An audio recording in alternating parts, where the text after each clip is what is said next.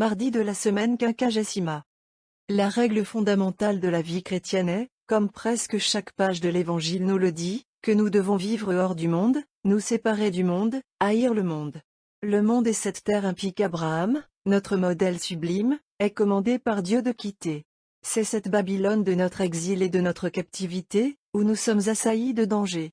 Le disciple bien-aimé nous crie, « N'aimez pas le monde, ni les choses qui sont dans le monde. Si un homme aime le monde, la charité du Père n'est pas en lui. » 1 Jean 2h15, notre Jésus le plus miséricordieux, au moment même où il était sur le point de s'offrir en sacrifice pour tous les hommes, a prononcé ces paroles affreuses, « Je ne prie pas pour le monde. » Jean 17. 9. Lorsque nous avons été baptisés, et que nous avons été signés avec le caractère glorieux et indélébile des chrétiens, la condition exigée de nous, et acceptée, était que nous renoncions aux œuvres et aux pompes du monde, que nous avons exprimées sous le nom de Satan, et ce vœu de baptême solennel que nous avons souvent renouvelé. Mais quel est le sens de notre promesse de renoncer au monde? Est-ce que nous ne pouvons pas être chrétiens, à moins que nous ne fuyions dans le désert et que nous nous séparions de nos semblables? Telle ne peut être la volonté de Dieu pour tous, car, dans cette même écriture, où il nous commande de fuir le monde, il nous dit aussi quels sont nos devoirs les uns envers les autres, et sanctionne et bénit les liens qu'il a lui-même voulu exister parmi nous. Son apôtre nous dit aussi d'utiliser ce monde comme si nous ne l'utilisions pas. 1 Corinthiens 7h31, il ne nous est donc pas interdit de vivre et d'utiliser le monde. Alors, qu'est-ce que cela signifie renoncer au monde? Peut-il y avoir une contradiction dans les commandements de Dieu? Est-il possible que nous soyons condamnés à errer aveuglément au bord d'un précipice, dans lequel nous devons enfin tomber inévitablement? Il n'y a ni contradiction ni piège. Si par le monde, nous entendons ces choses visibles autour de nous que Dieu a créées dans sa puissance et sa bonté. Si nous parlons de ce monde extérieur, qu'il a créé pour sa propre gloire et notre bénéfice, elle est digne de son divin auteur, et pour nous, si nous ne l'utilisons que correctement, c'est une échelle par laquelle nos âmes peuvent monter vers leur Dieu. Utilisons ce monde avec gratitude.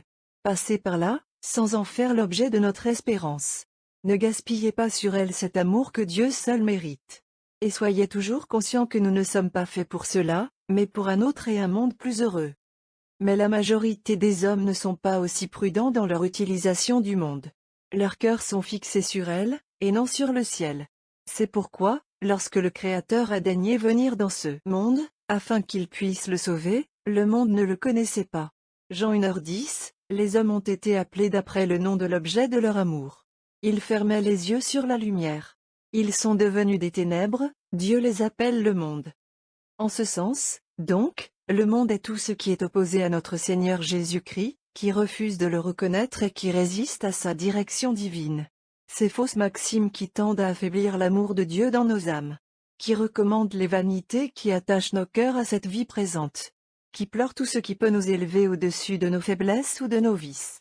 Qui leurrent et satisfont notre nature corrompue par des plaisirs dangereux, qui, loin de nous aider à atteindre notre dernière fin, ne font que nous induire en erreur, tout cela est le monde. Et ce monde est partout, et détient une ligue secrète dans nos cœurs mêmes. Le péché l'a amené, et lui a donné de l'importance, dans ce monde extérieur, que Dieu lui-même a créé.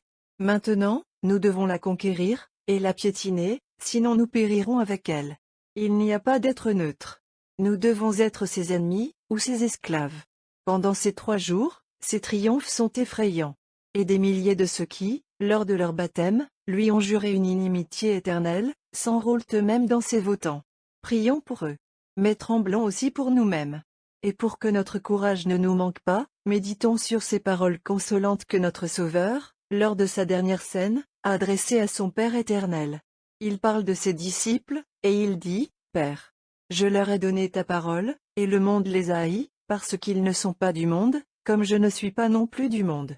Je ne prie pas pour que tu les retires du monde, mais pour que tu les gardes du mal. » Jean 17 2.14-15. Comme conclusion appropriée de cette journée, nous pouvons utiliser cette formule de la liturgie ambrosienne. Il met de vérité en contraste, l'indifférence spirituelle des mondains et la sévérité redoutable du jugement futur de Dieu. Entrée. Dominique à quinquagésima. Douce est cette vie présente, mais elle passe. Terrible, ô Christ, est ton jugement, et elle perdure pour toujours. Cessons donc d'aimer ce qui est instable et fixons nos pensées sur la peur de ce qui est éternel. En disant, Christ, aie pitié de nous. Égal, égal, égal, égal, égal, égal, égal. Ce texte est tiré de l'année liturgique, écrit par Dom Prosper Guéranger.